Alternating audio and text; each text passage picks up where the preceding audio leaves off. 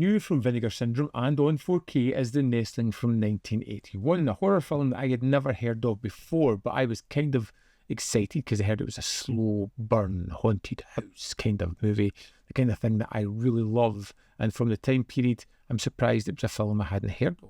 It's all about agoraphobic writer Lauren Cochrane, who retreats from New York to a rural mansion eerily mirrored in her book. This thing is startling. It's as if she had seen it before, but she's no recollection of this whatsoever. This was a figment of her imagination that seems to have come to reality. Seeking creative inspiration, she instead finds herself tormented by vivid nightmares, ghostly apparitions, and a mounting death toll.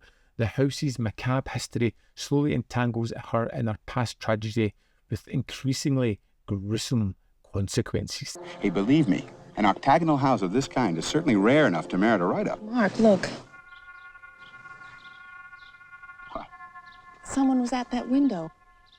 For the most part, it leans into the isolation and madness that Lauren is experiencing in this large house, in this creaky old mansion where nothing quite works properly. It's a weird shape, and there seems to be something stalking the hallways at night. She finds herself becoming imprisoned, blurring into her psychosis as to what's actually happening here.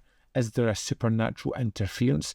Is she losing her mind? It's something that the film tackles early on and becomes a really great ideal, expanding on it enough, but never really leaning into one or the other, leaving the viewer to guess what's really happening here.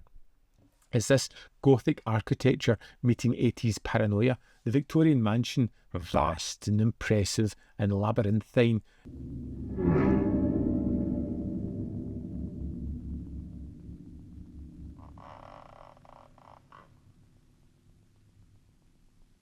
underscores the film's claustrophobic tension. You never really get a proper geography of this place, and it just has this weird nature to it. It's almost hexagonal in its design, and you can see it inside becoming something that's just hard to navigate, and it really comes across well in the film. And of course, this character is haunted by the history of the building that unfolds decades earlier, and suggesting that it's this kind of cyclical violence and this inherited trauma that's leading on to the main character. All things that I can get behind and find.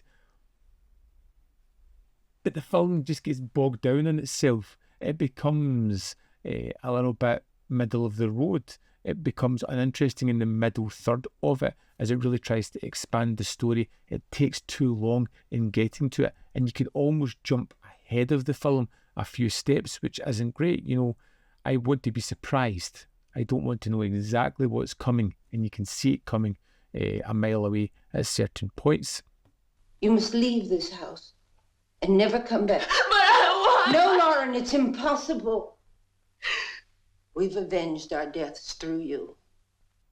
For the most part, the film works incredibly well, and there are some standout sequences where it really does draw out the tension to the point of annoyance. There's a particular moment where Lauren is on the roof of the building. How she ends up there has to be seen to be believed, but when she's there and someone tries to save her, it really does just draw the tension and finishes that sequence with a really surprise moment, which I didn't expect to happen, but I thought it was incredibly fun.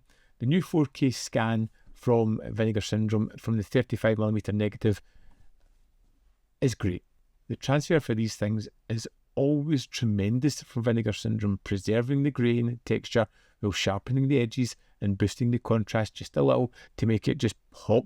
The colours feel richer when you're in the woods, the muted pastels of being in the house, the moody night as the shadows come alive and start to stalk the hallways, all really just pop.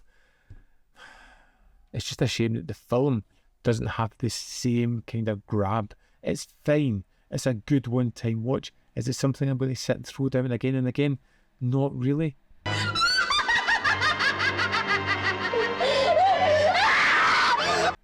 It's a slow burn Gothic horror that tries real hard but never quite attains the level of what it wants. The 4K is tremendous. It ekes into Ato's supernatural horror quite well, and as a product of the time, something I enjoyed visiting, something I may not be in a rush to go back to.